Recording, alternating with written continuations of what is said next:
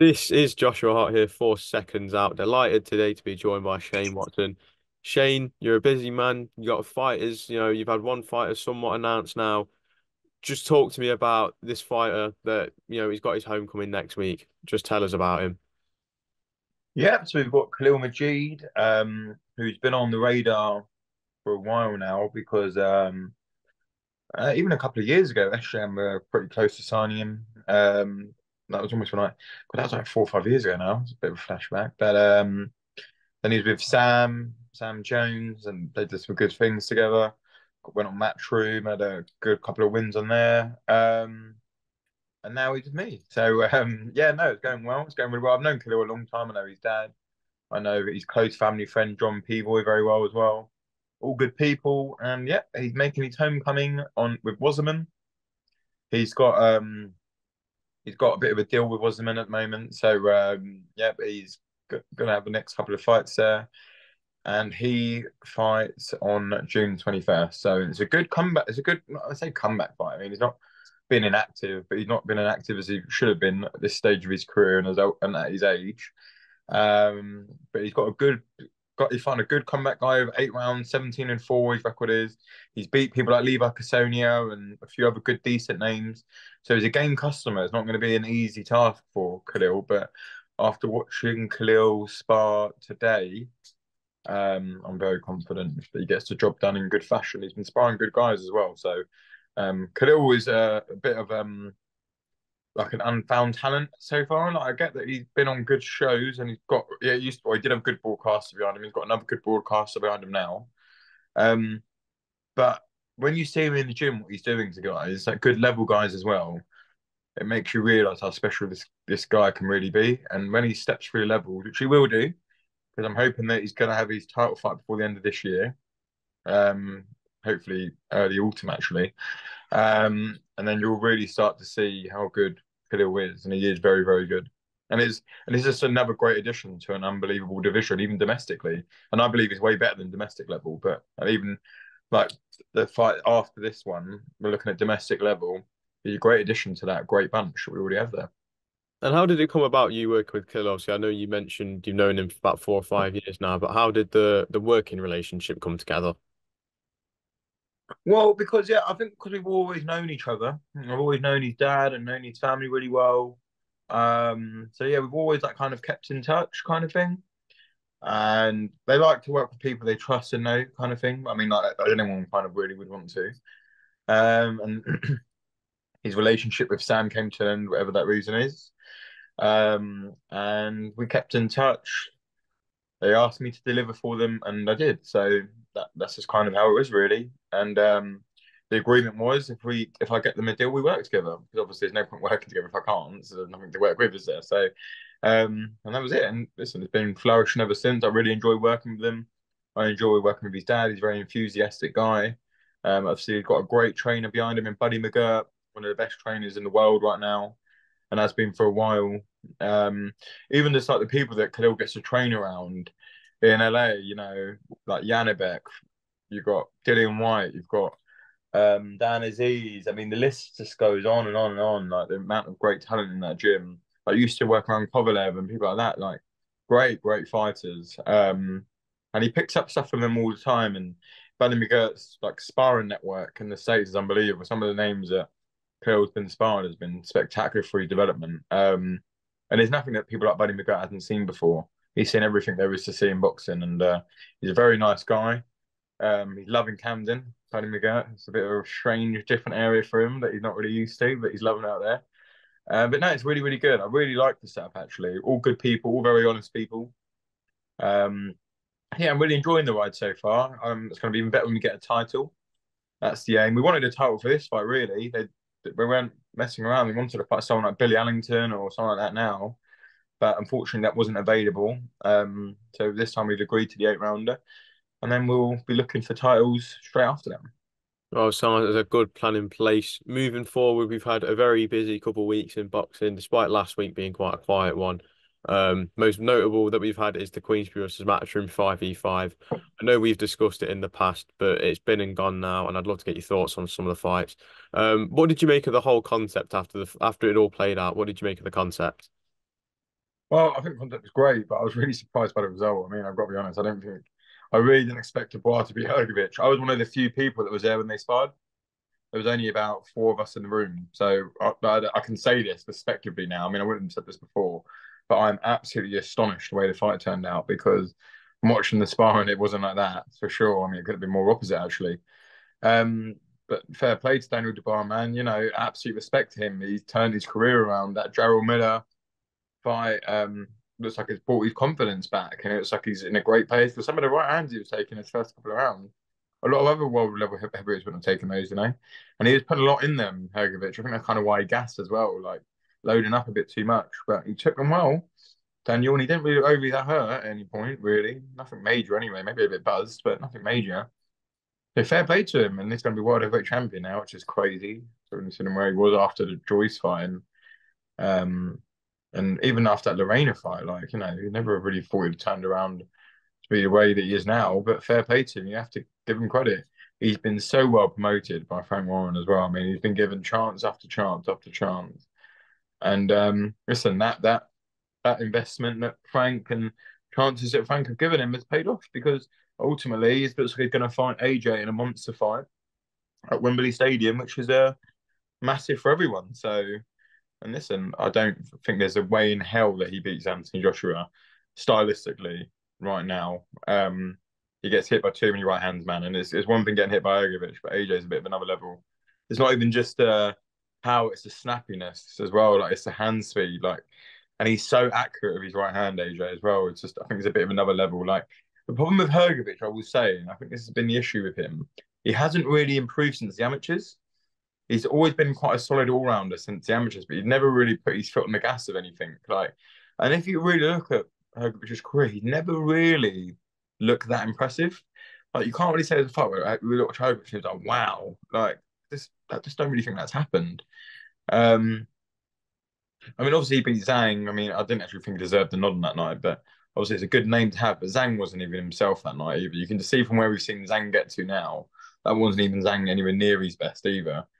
And yeah, you just look at Hrgovic. He's had a bit of a yeah, bit of an underwhelming performances of his career so far. So I mean, when you actually look at it now, I think the biggest problem with the Dubois fight was because no one thought Dubois could take it on the chin or that he would keep coming back. Or and we all know that Hrgovic can definitely hit. So I think that was kind of where the doubt was. But listen, there's absolutely no doubt in my mind now that Dubois definitely does has nuts, and he definitely is a world level heavyweight. So fair play to him, man. I'm happy for him because they're good people, man. I like Don Charles. I like Kieran Farrell. I like Daniel. I like his dad. I like them all, man. They're all really good people.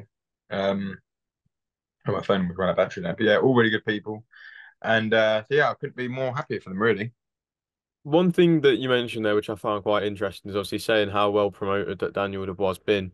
But when we look back at the fight that he had with Joe Joyce, it was almost kind of like the winner progresses and the loser has to rebuild. It almost seems like Dubois has gone to a further level than Joyce since then. What, how do you assess that situation?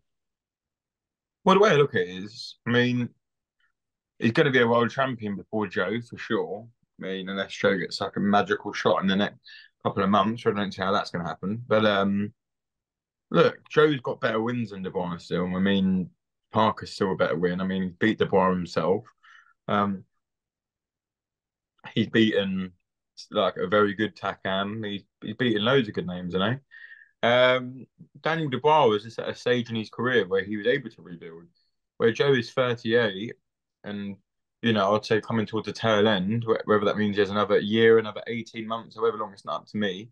But you know, Dubois is still a baby. What was he, 27? Something like that. So he's still got he could have another 10 years left in the sport, really, if he wants to and he's still fit. Um, that's just kind of it, really. I mean, Joe had to just have it the hard way, and it's a shame, really, because you know, nobody in the amount of fights Joe's had has anyone ever had that hard run of a career, you know. It's been quite crazy, really. So it's just the way that it is. It's the way boxing is. Nobody really wanted to fight Joe, so that's kind of the route he had to go. Where he had to fight people that also nobody else wanted to fight, which is the way he had to go. But listen, he's been given a chance to rebuild now, hasn't he? He fought Cash Ali. He's fighting Derek Chisora.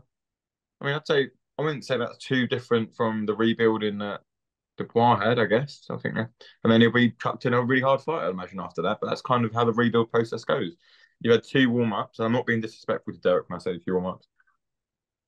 At the end of the day, Derek hasn't fought for a long time. He didn't look very good against Gerald Washington. He hasn't looked good actually since the Usyk fight. So I mean, that's not me being disrespectful at all. Obviously, it's a step up from Cash Ali, but it's still a warm up because that's just literally what it is. Again, I'm not being rude, but it's just a fact. Um, and then I'm assuming Joe would be in there with like the likes of Bacoli or maybe the Hergovich or maybe Dubois if he loses to Joshua if that fight happened. But he's back in that mix again, you know. He's back in that fold. That's the most important. Maybe even a Parker rematch that'd be good. But he's back in that fold again, and that's what I want for him as a friend. 'Cause that's what we are now. But as a friend, that's what I like from being the biggest fights, earning the most money, and he deserves his Saudi chance now. I think if he beats Chisora in the way that I think he will, I was speaking to Joe yesterday on video call, and he sounds like he's in a great place. He looks like he's in a great place out in Las Vegas. Um, he's telling about some of the work he's getting on out there. He sounds like he's in a really good place. So I'd expect Joe to knock Derek Chisora spark out cold within 4 or 5 rounds. Fair enough. That's a good assessment. Another fight I want to get your thoughts on, Deontay Wilder versus Zhilei Zhang. It didn't play out the way we all thought it was going to. But as the fight was going on, what was going through your head watching it?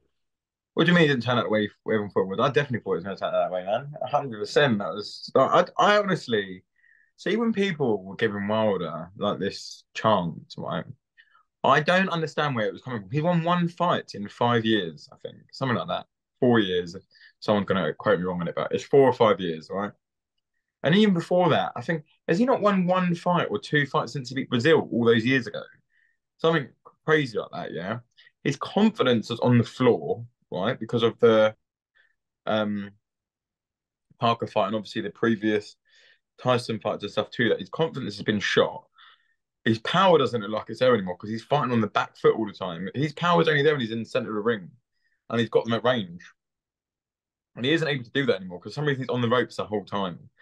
And you're fighting a pressure fighter, strong, bold, and as and an unbelievable technician like Zhang. It couldn't almost, and he's a southpaw. And look how poor Wilder's been in his career against southpaws. He's absolutely been shocking against them. Like he lost every round almost to Ortiz both times, apart from the rounds he dropped him in and stopped him in. You know, he just it's almost everything that was wrong for him. And like Zhang is probably what was he like 60, 50 pounds heavier? Something Yeah, ridiculous like that. I think it was close to 70 pounds heavier. Yeah, exactly. Like, you know, I couldn't believe when I was seeing so-called boxing experts giving Wilder like making him the favorite and stuff like that. I was like, going off of what? And also, when have you ever seen Zhang hurt ever? That man has never been hurt. He might gas, but he might be out of breath. But when have you ever seen that man stumble or anything? Like, apart from in the amateurs, like never. Like he's just made of something else. Like his head is literally the size of a Range Rover, mate. Like you've got no chance hurting that guy, mate. Like it's just no chance. Like I couldn't believe what I was seeing, man. I won a lot of money on that because I was just like, people really need to realize that even though Zhang lost to Parker, he could have won that fight arguably, and he's been shit hot since the Joyce fights. Yeah, so fucking right, he was the one that was on form, confident, believing that Wilder was talking about retiring all fight week, like a completely different mindset. See what I mean? Like Zhang has somehow come into his prime at 41. I don't know how that's happened, but and Wilder's on his way out. I see it. And, like, you know, Wilder's had a hard career, he's had a lot of hard fights. You know, he started boxing late. I mean, and people that are going in on Wilder talking shit about him, they don't know what they're talking about. The geezer came in at 20 years old, 21 years old, got disabled daughter, wanted to pay her medical bills. He's walked out worth 80, 90 million pounds, well, dollars. And he's been world weight champion, 10 defenses, whatever. Mate, he could only have dreamed of that 20 years ago. You know, he could only have dreamed of it. And look what he's gone on and achieved. None of his generational wealth, none of his family, their kids, their grandkids are ever going to have to worry about money again. You know, so he's succeeded and done way more than what he set out to do. And he's given us some unbelievable nights over the years. I just hope for his own sake, and I really liked what his mum said about him retiring. I really hope that he does now because he still can like carry like a good bit of respect when he leaves the sport. So I think everyone would still respect Wilder apart from a few idiots. But if he carries on for the next couple of years and starts getting beaten by like C-level guys, then it kind of diminishes. And also it's a health as well at the end of the day. He is, what is he, 39 or 40 now? So 39 years old, yeah. you know, like you don't want to be getting knocked out bad at 39 years old. Like, but when I'm saying it's back to back, like it's like quite happening quite a lot. Do you know what I mean? You had the three Fury fights; they were very tough on him.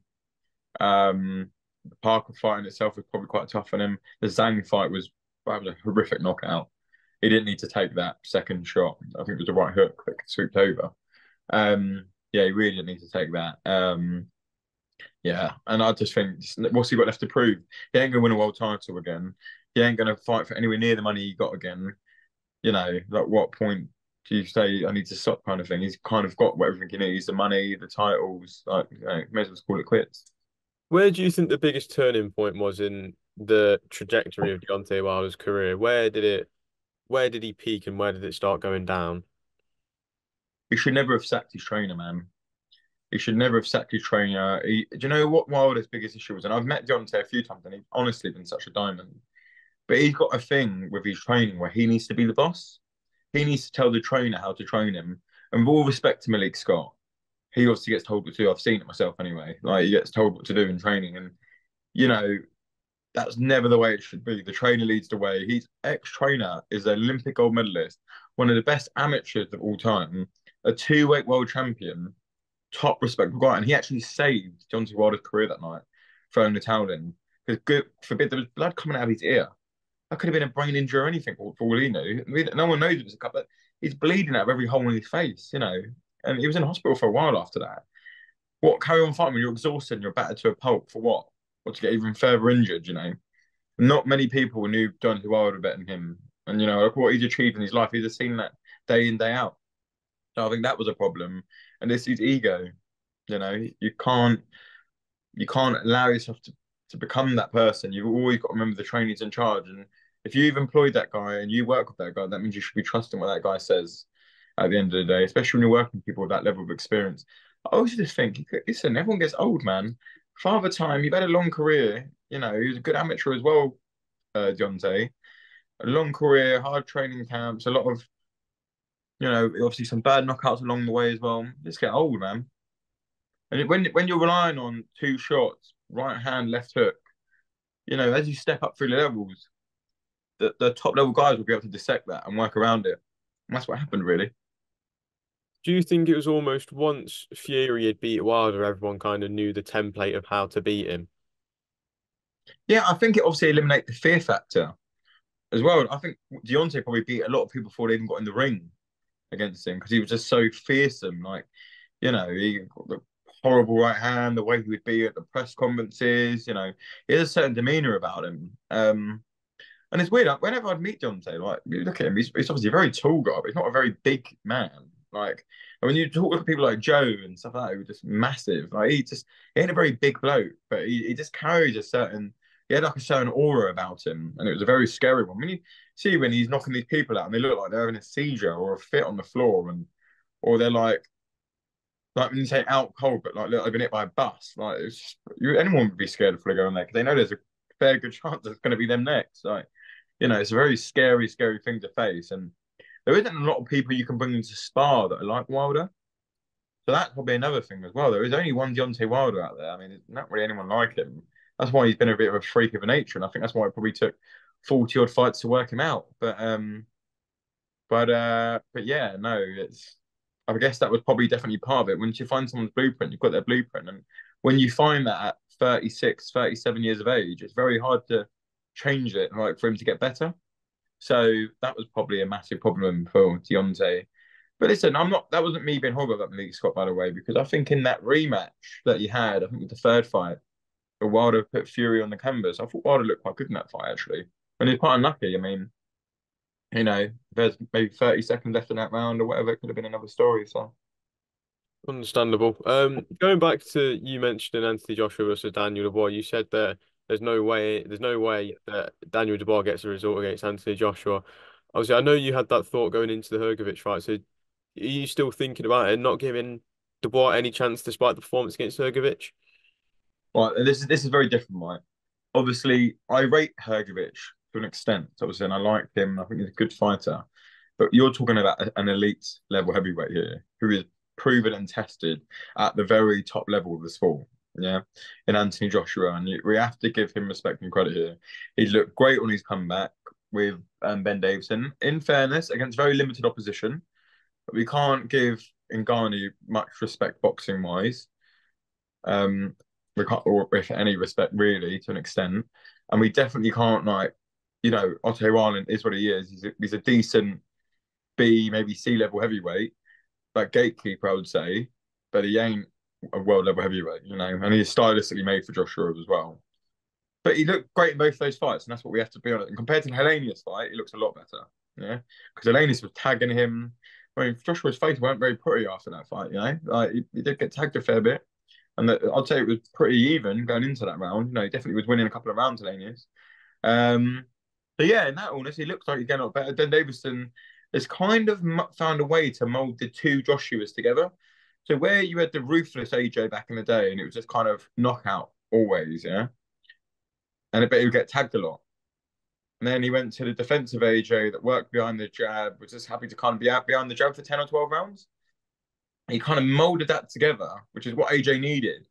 And we've got the aggressor. So when he smells blood and he's got the guy hurt, he takes him out. But he sets it up perfectly and sets it up nicely. Now, that's what I think Ben Davison, Lee Wiley, Barry Smith have done a great job in doing. They've molded that together. And I think that makes a very, very dangerous Andrew Joshua, who could possibly be the best in division now. He has to prove it. I mean, because obviously Usyk definitely has proven it. So, but if that rematch was to happen at some point, I wouldn't be surprised if AJ beat him. What makes you give AJ the edge over, especially when we look back at Usyk's performance against Fury? What makes you give AJ more of a chance against Usyk in a third fight? Because he just got kind of a lot more answers to everything now compared to what he had. Like, he just looks a lot better. He looks a lot. He just okay. I just think in all those fights, AJ was almost just trying to outbox Usyk. And when he did find shots that maybe he got to Usyk, he didn't have the killer instinct to get him out of there or get rid of him. I just think the brains behind Ben Davison, Lee Wiley, who really dissects things like this, by the way, he doesn't get enough credit that he deserves. I just really think the kind of AJ that they would bring would give him a real chance. That's not to say they won't listen. Usyk, just honestly, I wonder what they were feeding him as a kid, or like what the hell, where they got that guy from, because he's just like a human from another planet, man. Like we might not ever see a fight like that again, like that can do what he's doing at heavyweight, but he's like a freak of nature, that man. But I'm just saying, I think AJ's got a chance. That's what I think. I'm not saying definitely not a foregone conclusion, but I'm really liking this new AJ, and I like his attitude actually. I quite like AJ's attitude now. Like before, when he used to do all that crazy stuff and say some definitely quite random things, I quite like the way he speaks now and his attitude around the sport. And I think he isn't too worried about focusing on world titles or doing this or doing that, or this commercial and that commercial anymore. He just looks like he just loves boxing again, and he's just a boxer again. And I quite like that with AJ. Well, Shane, I think that's a good place to leave it. Thank you very much for your time this afternoon. I'll possibly see you about in Bolton next week. Right, top man, stay tonight.